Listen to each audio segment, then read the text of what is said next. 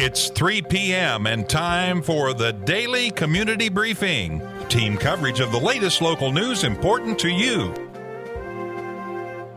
Now let's head to the Wallingford Broadcasting Studios for the Daily Community Briefing.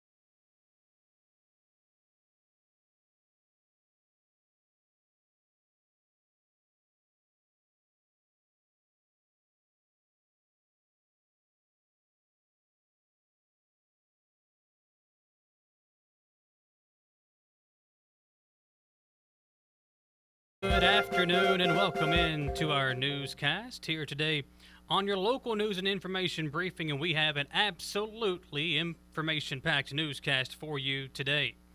We'll start with an update on Emanuel Prewitt and information on how you can donate to the family while crews still search for the team. An event that has become a tradition for many here in Madison and surrounding counties has announced a new date. We've got information on the Daniel Ellis 5K run/walk. A Berea business had a confirmed case of COVID-19. We'll tell you who, plus give you details on the number of coronavirus cases in Estill County, and as always, our governor report with Jamie Boggs.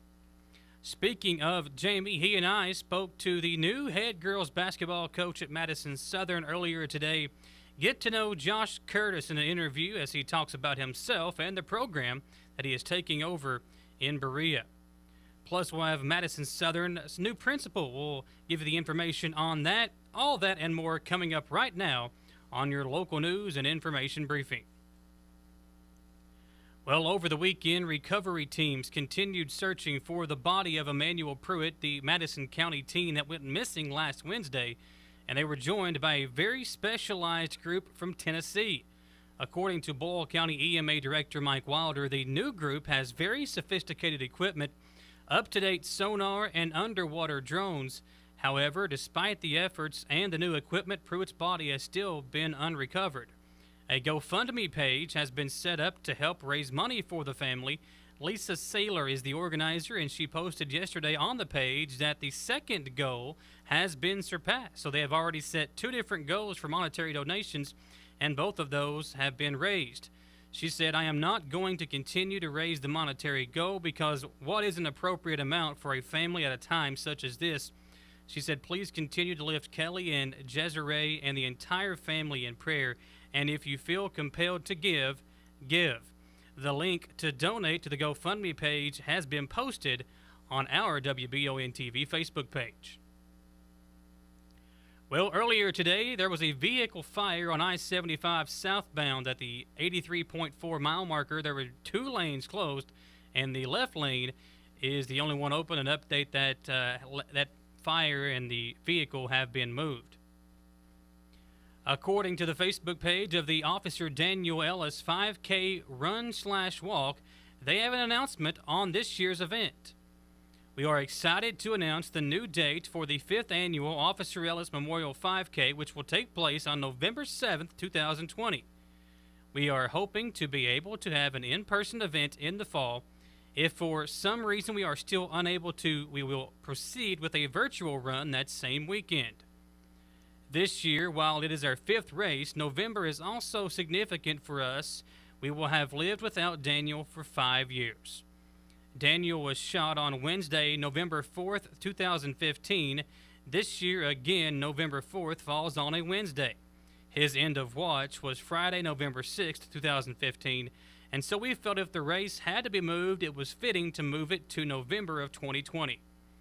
We hope that everyone can come together as a community the way we did 5 years ago to honor the life of a Richmond hero on the 5th anniversary of his sacrifice for our community. We cannot wait to celebrate his life with all of Richmond.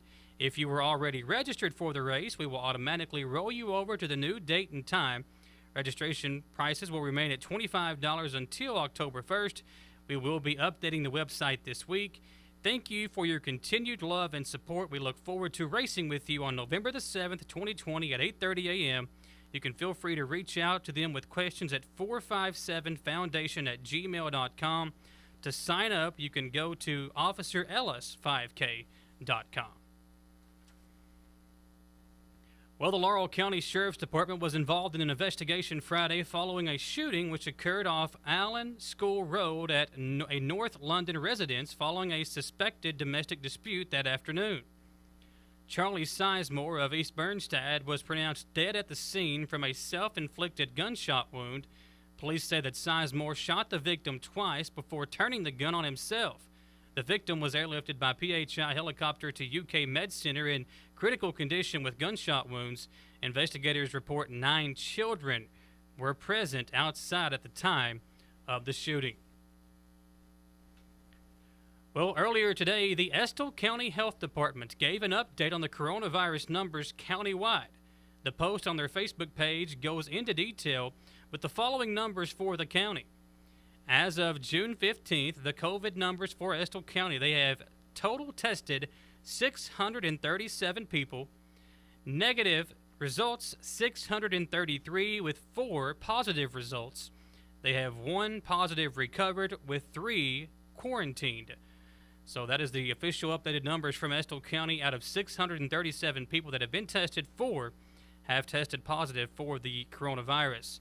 According to a Facebook post from today's Family Dental, that's over in Berea, today's Family Dental, it states on their Facebook page, we have had a positive case of COVID-19. It was confirmed over the weekend.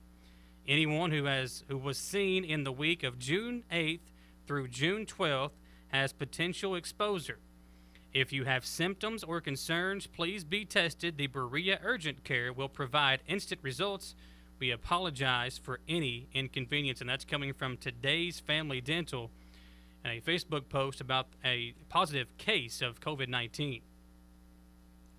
As of 5:15 p.m. yesterday, there is 1 additional case in Clay County. This positive case is associated with Big Hickory Golf Course in Clay County, and as a result, the city of Manchester is closing the golf course for cleaning and disinfecting. The golf course will be closed until Wednesday, June 24th. For more information about the course reopening, contact Manchester City Hall. The Clay County Health Department nurses completed the first round of contact tracing for this case today and they have spoken with all individuals identified as being at risk for COVID-19. Because of this situation is still unfolding, we want to assure the public that we will continue to monitor for any new developments and take appropriate action. Anyone with possible exposure at the Big Hickory Golf Course should call the Clay County Health Department for more information. And there are no new COVID-19 related updates for Jackson and Rockcastle County, and those 3 counties make up the Cumberland Valley District. And as for Madison County, there were 3 new cases over the weekend for a total of 88 cases, 55 of which have recovered. And as you can see on our map, Madison County continues with the over 51 positive cases now to remain in that dark shade of brown.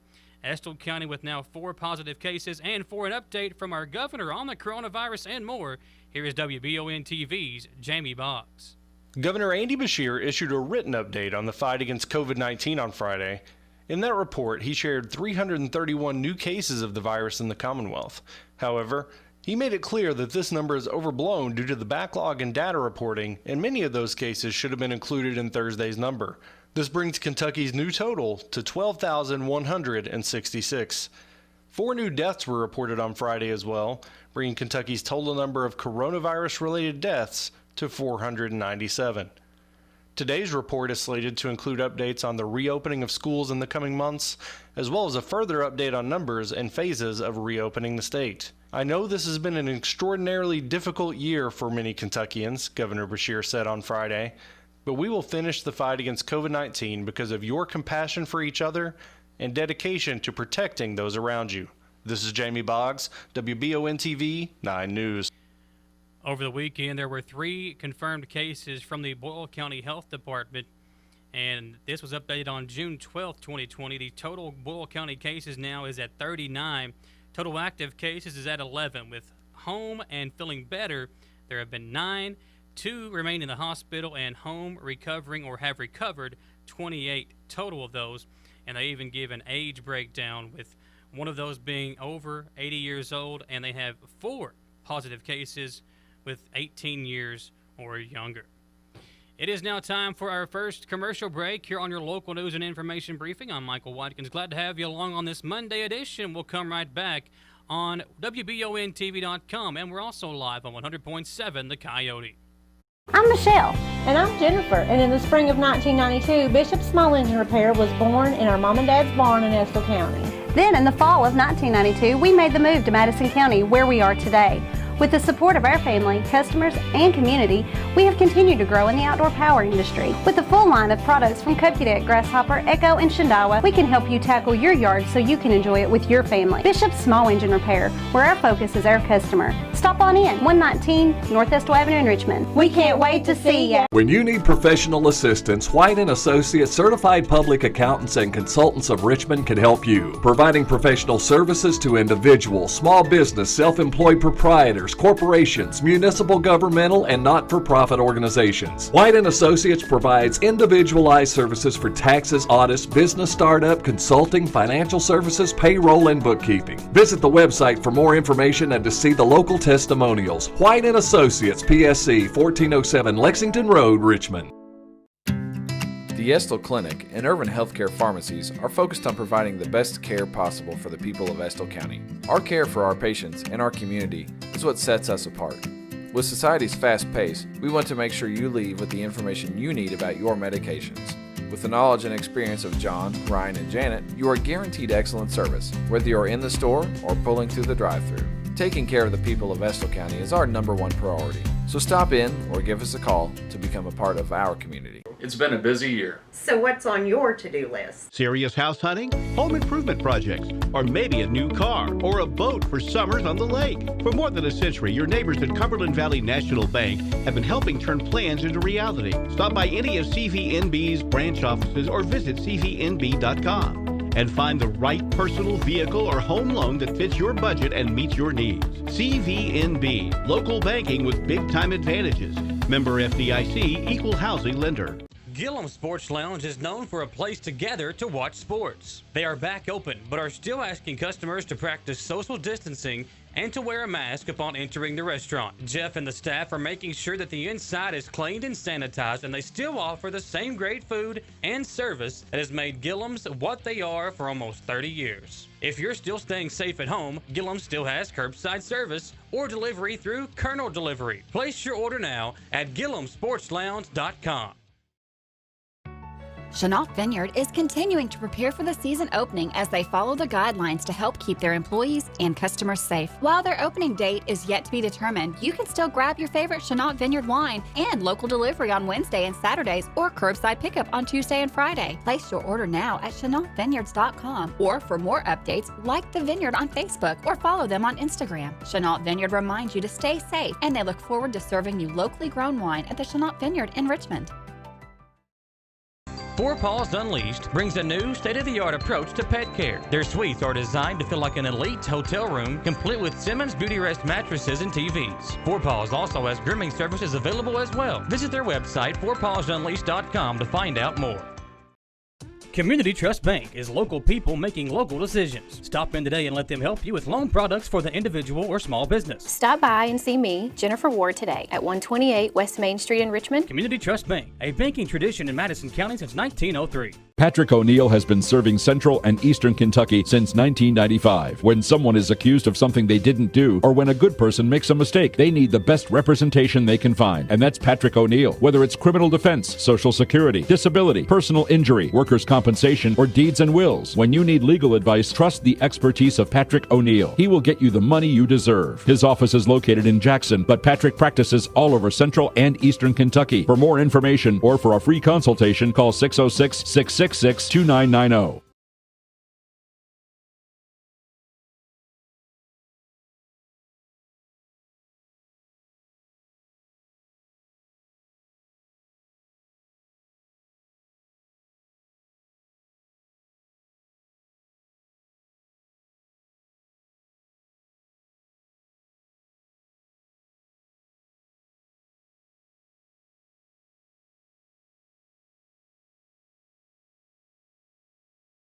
Into your local news and information briefing, and today we are brought to you by Bishop's Small Engine Repair, your home for all the best outdoor power equipment like Cub Cadet.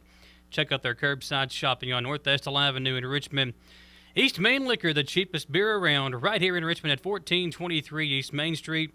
And we're also brought to you by Bluegrass Marble and Granite of Richmond at 635 and a half Big Hill Avenue. Bluegrass Marble and Granite can take care of all your remodels or fabrication needs. And also a new sponsor today, Scrubsies, selling scrubs and other first responder apparel. Now open in Richmond in honor of Nursing Assistant Week next week. Scrubsies is doing a free drawing of $50 plus an in-store item as well. You can check out their Facebook page, Scrubsies, for more details. Well, over the past few months, a committee of administrators, teachers, players, and parents of Madison Southern High School have spent countless hours interviewing, checking references, and gathering input from those invested in our girls' basketball program. After interviewing several applicants, one person stood out just a little bit more than the rest, and ultimately making the decision a little easier in the end. We are excited to announce the new head basketball coach for the lady basketball program is Mr. Josh Curtis. And Josh Curtis was hired over the weekend as the new head basketball coach of the Madison Southern girls basketball program. Curtis takes over for Allie Turley, who held the position for only one season, and takes over a program that will have high expectations entering next season. Earlier today, Jamie Boggs and I spoke to Coach Curtis. He talks about where he came from and what Madison Southern fans can expect from he and the team this upcoming year. Yeah, so I graduated from University of Kentucky back in 2012, and then got my master's at the Cumberlands in 2015. As soon as I got out of school, I got a job in Montgomery County, and I've spent my entire teaching and coaching career the last 7 years there. Talk a little bit about what families, players, fans of basketball at Madison Southern can expect as far as style of play. What kind of basketball do you like to coach? Me personally, I love to play as fast as you possibly can. I'm a big believer. If we don't have to run plays, let's not run them. I understand there's always situations, especially in the quarter, in the games, where we've got to be able to execute something. But at the same time, I also am a coach who you've got to adapt to your personnel. And if you don't have the players that can play that style, then you have to adapt to what can make them successful. Talk about your roster and what you know about them, and what you are excited about the roster that you have coming back. So when I applied for the position, the first thing I did was went and looked at the roster. I'm familiar with a lot of these kids just from coaching against them in middle school and kind of staying familiar with their high school careers. What I liked, obviously, I saw there was 68% of their scoring was coming back, 65% of their rebounding. So over a majority of the production is coming back. But the big thing for me was just how spread out the talent is. When you look at this roster, you have talent in every grade, huge contributors from last year that are all coming back. And you also have talent in your middle school. So not just are you going to have solid groups for the next couple years, but for the next 5, 6, 7 years. You're certainly coming on at an interesting time when we're all quarantined and we're coming out of that and getting back to sports. Have you been able to communicate with your players, or are you planning to? What's that going to look like when you make that initial contact? Yeah, so we we are planning Wednesday night. This Wednesday, we're going to have a meet and greet, and we're going to do it over Zoom. So that'll be the first time I get to meet and really talk to all of the players.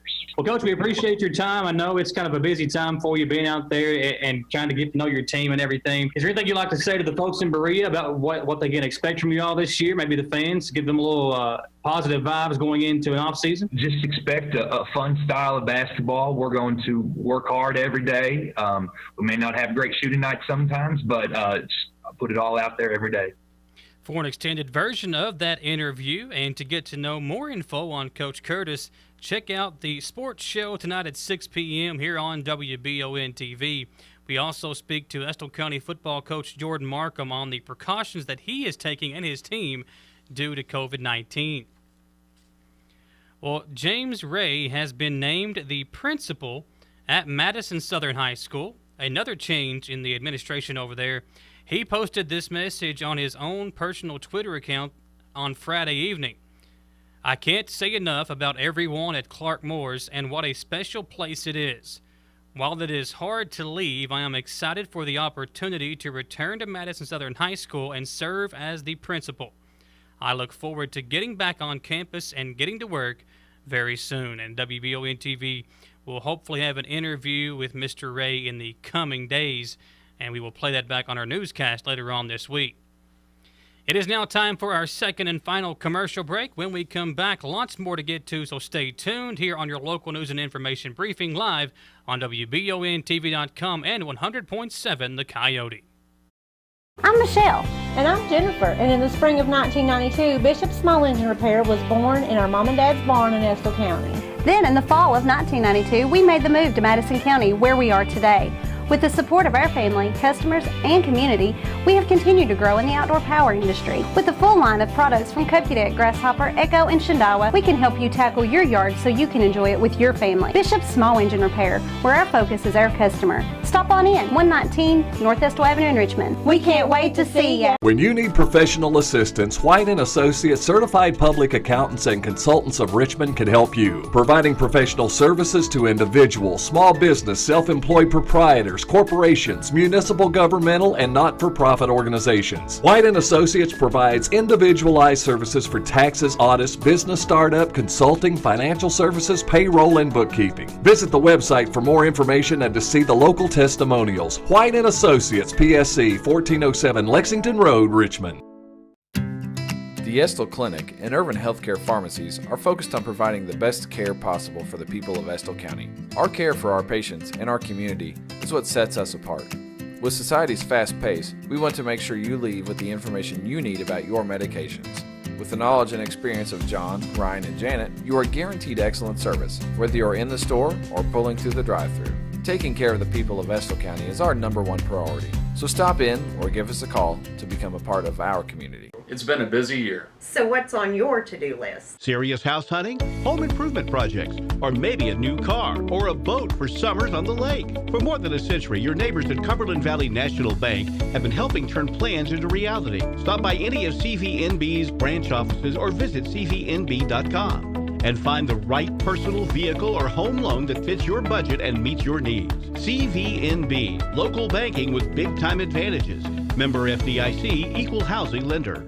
Gillum Sports Lounge is known for a place to gather to watch sports. They are back open, but are still asking customers to practice social distancing and to wear a mask upon entering the restaurant. Jeff and the staff are making sure that the inside is cleaned and sanitized, and they still offer the same great food and service that has made Gillum's what they are for almost 30 years. If you're still staying safe at home, Gillum still has curbside service or delivery through Colonel Delivery. Place your order now at GillumSportsLounge.com.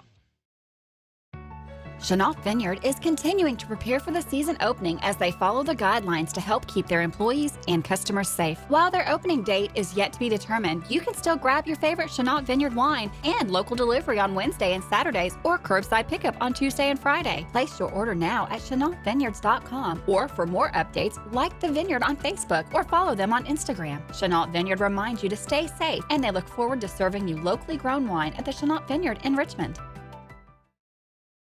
Four Paws Unleashed brings a new state-of-the-art approach to pet care. Their suites are designed to feel like an elite hotel room, complete with Simmons Beauty Rest mattresses and TVs. Four Paws also has grooming services available as well. Visit their website, fourpawsunleashed.com, to find out more. Community Trust Bank is local people making local decisions. Stop in today and let them help you with loan products for the individual or small business. Stop by and see me, Jennifer Ward, today at 128 West Main Street in Richmond. Community Trust Bank, a banking tradition in Madison County since 1903. Patrick O'Neill has been serving Central and Eastern Kentucky since 1995. When someone is accused of something they didn't do, or when a good person makes a mistake, they need the best representation they can find. And that's Patrick O'Neill. Whether it's criminal defense, Social Security, disability, personal injury, workers' compensation, or deeds and wills, when you need legal advice, trust the expertise of Patrick O'Neill. He will get you the money you deserve. His office is located in Jackson, but Patrick practices all over Central and Eastern Kentucky. For more information or for a free consultation, call 606-666-2990. Briefing. Michael Watkins here with you on this Monday edition. Well, all is not lost for the 2020 summer plans just yet. Richmond's fireworks at Lake Reba, as well as the traditional Berea fireworks, will still go on. However, there are some changes in place, such as a lack of vendors and live music that will allow the events to still go on while following guidelines. We spoke to Berea Mayor Bruce Fraley about their annual event, and with that story, here is WBONtv News Director Marissa Hempel. It seems like many summer events will be canceled. However, the 4th of July fireworks both in Richmond and Berea will still be going on, however, following some new guidelines and restrictions. Mayor Fraley talks about how the Berea City Council came to this conclusion, as well as some other cancellations and social distancing guidelines that will need to be followed when everything goes bang on the 4th. We also reported out, of course, to the Youth League and MUSA, the Youth Soccer League. They make their own determinations about their schedule, and we try to work with them, but they had already made the decisions to cancel for the spring and summer, and we reported that out. When you get to the 4th of July, that's one event that the council members universally felt like that we needed to go ahead and try to have that, because there's so many things that the guidelines are saying that we can't do. That's one where we felt like we had some discretion on whether to have that event or not. Right now we're planning to have it, and we've reached out to the superintendent at Berea Community School, Diane Hatchett, and we are working with them to try to utilize the green space that would be between Berea Community School and Walnut Meadow Road and Ellipse, where people could use a blanket or lawn chairs. We're not going to open the stands, the football stadium stands, because the stands, you're kind of packing people in where they can't spread out. Typically we have a day-long event where we have food vendors, sand sculptures, activities for the children. We have concert, live music on the 4th of July. This year's just going to be a scaled-back version where we'll do the fireworks only. And what we plan to do is to begin the fireworks at 10 p.m., which is a normal time to do that. And they could either sit in their vehicles, or we would encourage people to do that. And then we'll be encouraging people, if they do exit their vehicles, if they're in their vehicles, we're going to encourage them to be with members of their immediate family, the people that they live with. Choose not to remain in their cars, we'll ask them to follow social distancing guidelines. But again, that's a recommendation that we'll ask people to do. We're also going to encourage people to watch the fireworks from all around town. Really, with the fireworks, anywhere from the intersection with Estill Street and Chestnut Street, all the way down to the intersection of Chestnut Street and Mount Vernon Road on the west end of that. That all runs along a ridge, and there are lots of good places where people traditionally gather to watch the fireworks from a distance. Several of the businesses there along Chestnut Street have traditionally allowed people to view the fireworks, but we would encourage people to request permission before they just drive in, but try to watch the fireworks from other places in town from a distance. That's something that we used to do when I was young, as we would get in cars, family, and sit up on the ridge where you could look kind of down over the fireworks and see them and from a high vantage point. And that can be done really anywhere along Chestnut Street. Mayor Fraley says, as always, they will be working closely with the Berea Police and Fire Departments to ensure a safe and happy 4th. For Channel 9 News, I'm Marissa Hempel. In a press release that says changes made to Berea's 4th of July event as a result of the COVID-19 pandemic, some changes will be made to the City of Berea's annual 4th of July event scheduled for July 4th. In the interest of public health, the city's Independence Day celebration will not include vendors, live entertainment, or children's activities. The fireworks display will take place as spectators must exercise safe social distancing throughout the show. The Parks Department is working with our local radio station to broadcast the event and provide a live feed. We will notify the public of any updated regarding this event. Well, last week we posted up our WBONtv Facebook poll. Do you approve of the removal of historic statues such as the Jefferson Davis Monument that was removed from the Capitol on Saturday? We have 2,000 votes on that thus far. Still plenty of time to vote. And as of now, 79% say no, 21% say yes. Well, the Office of Secretary of State Michael Adams announced earlier today that Adams has been released from all claims made by Jefferson, Fayette, Kenton, Boone, and Campbell County voters with respect to single voting locations in those counties. The lawsuit, originally filed by 5 voters from the aforementioned counties along with State Representative Jason Neems, was filed last week. One of the concerns which contributed toward the lawsuit was voter suppression, as these counties are among the most populous within the state. The plaintiffs note that the Secretary Adams has opposed, but by law does not control these counties' decisions to each have only one voting location. Secretary Adams has encouraged these counties to reach a settlement with the plaintiffs and, if possible, offer additional voting locations. And as we told you last week, Madison County will have 3 different voting locations, and if you live in Estill County, they will have 1. Clark County will have 1 voting location. If you'd like to find out where those voting locations are, you can check out the Secretary of State website for all that information. That will do it for us today. We appreciate you tuning us in on your local news and information briefing. Until this time tomorrow at 3 p.m., stay safe and God bless. The Daily Community Briefing has been brought to you by